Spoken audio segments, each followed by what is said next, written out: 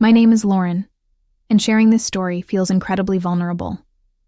It's a deeply personal experience that I haven't shared with anyone close to me, but maybe putting it into words will help me process everything. Everything seemed normal. It didn't even cross my mind that Ryan might come back early, but then the door opened unexpectedly. I turned, startled to see Ryan standing there, a surprised look on his face. "Lauren, I forgot my keys," he said quickly, but his expression betrayed more than his words. For a moment, time seemed to freeze. I felt my cheeks flush with embarrassment as I scrambled to cover myself, wishing I could disappear. "Ryan, you should knock," I managed to say, my voice trembling.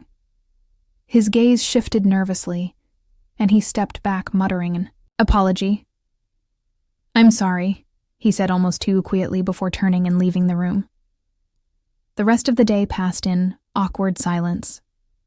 Ryan avoided meeting my ayahs, and I felt a tension in the air that hadn't been there before that evening as we sat in the living room.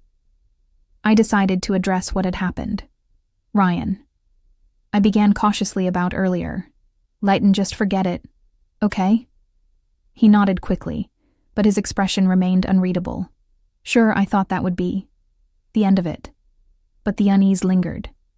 Over the next few days, Ryan seemed to find excuses to be around me, more often small touches, lingering glances that all felt strange, yet there was an undeniable connection forming between us.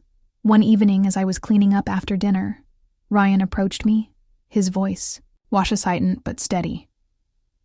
"Lauren, can we talk?"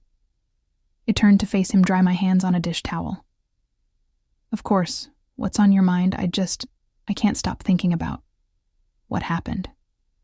He admitted, his cheeks turning. Read Ryan. "It was an accident," I said, quickly. "There's no need to dwell well on. It's not just that," he said, taking a step closer. "I feel different when I'm around you, like I can talk to you about anything." His words took me by surprise. I wasn't sure how to respond, so I stayed silent, hoping he would say more. "You're someone I trust completely," he continued, and I think I might feel something more than that. His confession left me stunned. Ryan was my nephew, and the thought of anything more than familial affection was unthinkable. But as he stood there, vulnerable and honest, I couldn't deny the pull. I felt it wasn't right, and yet I couldn't ignore it. "Ryan," I said softly, "this can't happen. You're my family." "I know," he replied, his voice cracking. "But I've never felt this way before." I placed a hand on his shoulder, trying to steady us both. "We have to set boundaries. Whatever you're feeling, it's not something we can act on." Despite our conversation, the tension between us didn't dissipate. Ryan's presence became a constant reminder of the complicated emotions swirling inside me. I tried to focus on my own life, but his messages and visits continued. One evening, I received a text from Ryan. "Can I come over? I needed to talk." I hesitated, but replied, "Okay." When he arrived, High's expression was serious. "Lauren," he began, "I know you said this isn't right, but I can't stop thinking about you. You make me feel understood in a way no one else does." "Ryan," I said firmly, "this isn't about what we want. It's about what's right. Then why does it feel so real?" he asked, his voice filled with frustration. I had no answer. The truth was, I didn't know why, but I knew we couldn't let these feelings take over. Over time, we managed to maintain a semblance of normalcy, but every shared glance and every moment alone felt charged. Ryan's honesty had forced me to confront my own feelings.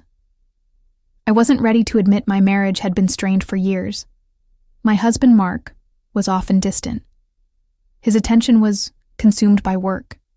The emotional void I felt with him only made my connection with Ryan more confusing. One night after Mark left for a business trip, Ryan texted again, "I need to see you." I replied. Not tonight. It's too complicated.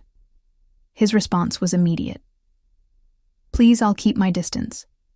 I just need to talk against my better judgment. I agreed when Ryan arrived. He stood at the door hesitant, but determined. I don't want to make things harder for you, he said. But I can't pretend I don't care. I sighed, stepping aside to let him in. Ryan, we've been through this. I know, he said, his voice steady, but you deserve to be happy, and I can see that you're not. His word scut deep. He wasn't wrong. My marriage had become a hollow shell, and Ryan's presence filled a void I hadn't even realized was there, but acknowledging that felt like crossing a line. I couldn't uncross Ryan. This isn't about what I deserve. I said it's about what's right. He nodded, his eyes filled with a mix of sadness and understanding. I just needed you to know how I feel. After that night, I resolved to focus on repairing my marriage. Mark and I planned a weekend getaway to reconnect, but the distance between us felt insurmountable. Every attempt conversation fell flat, and I found myself thinking about Ryan more than I wanted to admit. By the time we returned home, I knew something had to change. I couldn't keep living in this limbo, torn between my responsibilities and my emotions. Ryan and eventually found a way to maintain our connection. Without crossing boundaries, our bond remained strong, but we both knew where the line was drawn. It wasn't easy, but it was necessary. For weeks, tension crackled between us. Lingering touches, secret glances, texts that made my pulse spike. My marriage was crumbling, and Ryan's honesty filled a void I didn't know existed. But he's family. How could I even consider crossing that line? This isn't just a story about forbidden attraction. It's about betrayal, guilt, and the moment I had to choose: follow my heart or protect everything I love.